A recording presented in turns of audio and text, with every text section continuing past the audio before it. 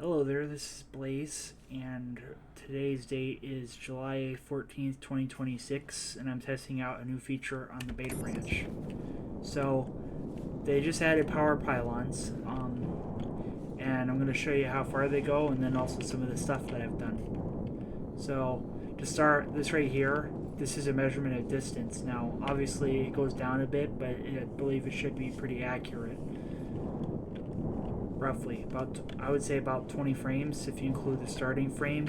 So this right here, this would be number 0 or something like that. So this is where it starts, and then I counted the center of each frame. So if I keep going with each of these down the line, you can see that it's going past 15 and all the way up to about 19 3/4. So it doesn't go exactly from 0 to 20. Now, this is not a real measurement. This is just some quick thing that I threw together to just to show distance, because if you count centers and then the spaces between it, so like 19 1/4, 19 1/2, 19 3/4. Now, something I did test, something that I can confirm, is when you run the cable from the pylon like this. If I start the link, I can only run it to a max of 29 cables or so. So for between the link, which that's the highest that I've seen. I can't get it to go up to 30, probably because of the drop, or because that's how far I can go at the max. I'm not sure how far this would be in meters, but I'm not gonna test that. Something else that I found while I was playing around with this on my beta world is there's no junctions. You cannot crosswire these pylons together. So like if I wanted to have this wire go on that way and also go this way, I can't just start a connection here and run it over to here, mainly because each of these points on the pylon has a maximum of 2 connections, so you can't run them all together. And I can't just run it like to this, so I had to engineer a solution around that, where what I did is I took the input and outputs for these pylons, these power cable connectors, and I basically took the output and connected it to the input, and then made a bit of a bus going around them to connect them all together, so that way if I get power coming in from over there, it comes into here and it distributes it everywhere else. And same thing if power comes in from over there or over there or over there, it'll all come in here and get redistributed. Now, because I only have one source, I can show you something interesting that I found with this as well while I was playing around with this. So you see that deep miner setup right there, right? With the combustion deep miner and a wall light and no RTG, as you can see anywhere in sight here. What I can do with this is I can shut this off right here, or I can shut the whole network off from the source. As you can see, there's a transformer here, and then what happens is the power output goes back into the power input to redistribute it. That way I don't have to have a junction or some fancy thing going on here. There's also a beacon and a wall light on there. So what I can do is this. Come all the way over here to my source with RTGs and literally shut this off like that. The beacon goes off, and so does the wall light.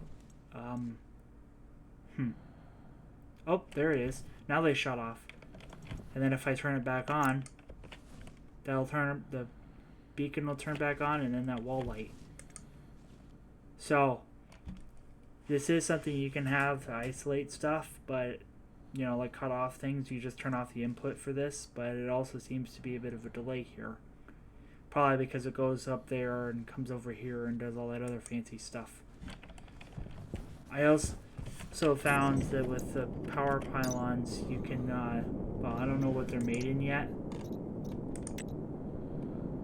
because they haven't added the recipe, but as you can see, you got the power pylon, which uses 2 power pylon kits with steel sheets.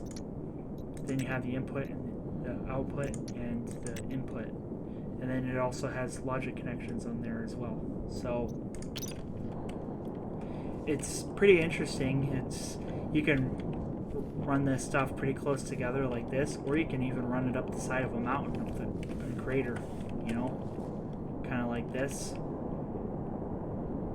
And then you just run it up to whatever your base is. So instead of having to run a cable or do some funny stuff with the power transmitters, you just run a bunch of power pylons. But I'm going to warn you that you're going to be able to do something like this, you're going to run through many stacks of super heavy cable coils.